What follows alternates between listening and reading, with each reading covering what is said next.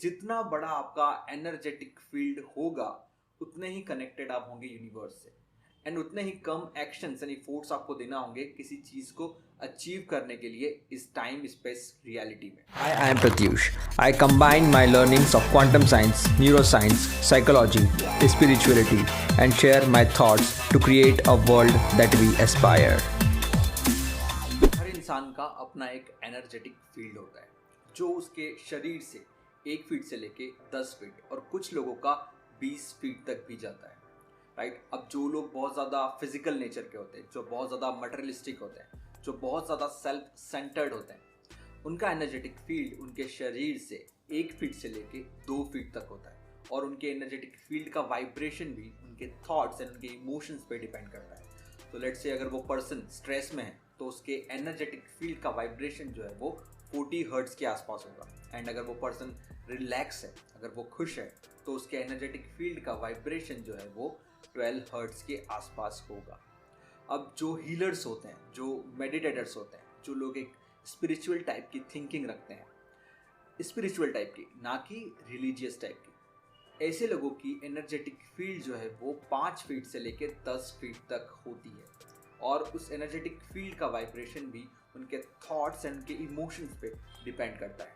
और जो कुछ लोग हुए जैसे सदगुरु और शिवानी दीदी फ्रॉम ब्रह्म कुमारी, उनका एनर्जेटिक फील्ड जो है वो 20 फीट तक भी हो सकता है। इस एनर्जेटिक फील्ड को ऑरा भी बोलते हैं। इस एनर्जेटिक फील्ड का सिग्निफिकेंस क्या है?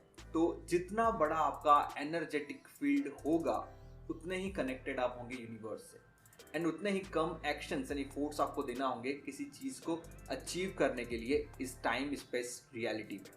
और जितना छोटा आपका एनर्जेटिक फील्ड होगा उतने ही कम कनेक्टेड होंगे आप यूनिवर्स से एंड उतने ही ज़्यादा एक्शंस यानी फोर्स आपको डालना होंगे किसी चीज़ को अचीव करने के लिए, किसी चीज़ को मैनिफेस्ट करने के लिए इस टाइम स्पेस रियलिटी में। राइट, और इस एनर्जेटिक फील्ड के ऊपर आपके हर थॉट, हर इमोशंस का काफ़ी असर पड़ता है। So I was going through this seminar और उस सेमिनार में स्टेज के ऊपर उनके पास एक इंस्ट्रूमेंट था जिससे वो किसी पर्सन का एनर्जेटिक फील्ड का मेजरमेंट कर सकते हैं and then they asked a person to come on stage और वो पर्सन जो था वो एक हीलर था।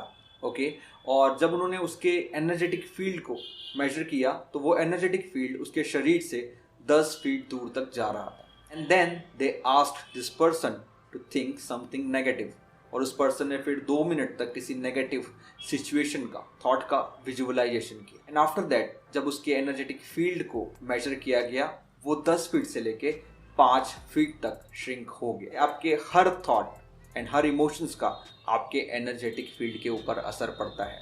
राइट, आपको इस एनर्जेटिक फील्ड को सेंस करने के लिए किसी डिवाइस की ज़रूरत नहीं है। Everyone is capable of sensing the energetic field. Think of a person in your life, जब भी वो रूम के अंदर एंटर करता है या जब भी वो आपके आसपास होता है तब बिना बात करे ही आपको अच्छा फील होने लग जाता है। और think of a person who is very negative, जिससे आप बात भी नहीं करते लेकिन उसके आसपास होने से ही आपको नेगेटिव फीलिंग्स आने लग जाती है, कुछ नेगेटिव सा सेंस होने लग जाता है। You are very much capable to sense the energetic field of every person. अब अगर आपको अपने एनर्जेटिक फील्ड को बड़ा रखना है एंड उसकी वाइब्रेशन एक हायर लेवल पे रखना है तो आपको थॉट्स मैनेजमेंट सीखना पड़ेगा, बिकॉज आपके थॉट्स का एक डायरेक्ट असर पड़ता है आपके एनर्जेटिक फील्ड के ऊपर। तो थॉट्स के साथ आप 4 चीज़ें कर सकते हैं। Number 1 absorb, number 2 resist, number 3 observe and number 4 transform. तो पहली चीज़ की बात करते हैं, absorb. 99% people on this planet केवल यही चीज़ करते हैं। उन्हें जो भी थॉट्स आते हैं, उनके सामने जो भी सिचुएशन आती है वो थॉट, वो सिचुएशन बन जाता है। लेट्स से उन्हें जब एक एंगर का थॉट आया, they literally absorb that thought and they become anger itself. और इस तरह के लोग काफ़ी फिजिकल नेचर के होते हैं और उनकी एनर्जेटिक फील्ड काफ़ी छोटी होती है। दूसरा हुआ रेजिस्ट करना। ये गलती भी काफ़ी सारे लोग करते हैं। जब उन्हें कोई नेगेटिव थॉट आती है, ऐसी कोई थॉट आती है जो वो नहीं चाहते, वो उससे लड़ाई करने लग जाते हैं। And when you fight with something, you actually feed it with your energy. So whatever you resist, you don't stop it, you actually feed it. And whatever you fight with, you actually feed it with your energy. Fight करने से वो emotion, वो thought रुकते नहीं हैं बल्कि multiply हो जाते हैं। तीसरी चीज़ है ऑब्जर्व करना। This is a wonderful skill and anyone can learn it through meditation. जब आप अपने थॉट्स को ऑब्जर्व करते हैं तो आप पाते हैं कि आपको एक थॉट इस तरफ से आ रहा है एंड इस तरफ से आ रहा है, एक थॉट इस तरफ से आ रहा है, इस तरफ से जा रहा है।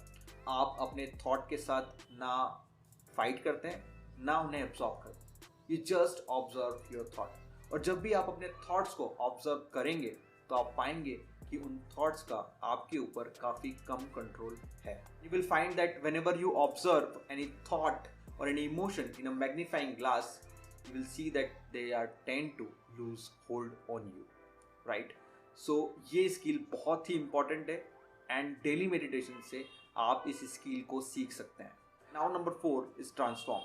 ट्रांसफॉर्म करने में ना आप थॉट्स को एब्जॉर्ब करते हैं ना आप थॉट को रेजिस्ट करते हैं, आप थॉट को ऑब्जर्व करते हैं on the first stage and then you transform that thought into a positive one. Transform करने की जो स्किल है वो भी आप daily meditation and daily consumption of wisdom से सीख सकते हैं।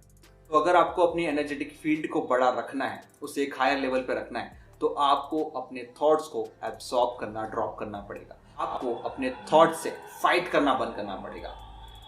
Through meditation learn to observe your thoughts and through wisdom learn to transform your thoughts from negative to positive. That's all for today. If you found this video helpful, please like, comment, share. I am Pratyush. Be conscious.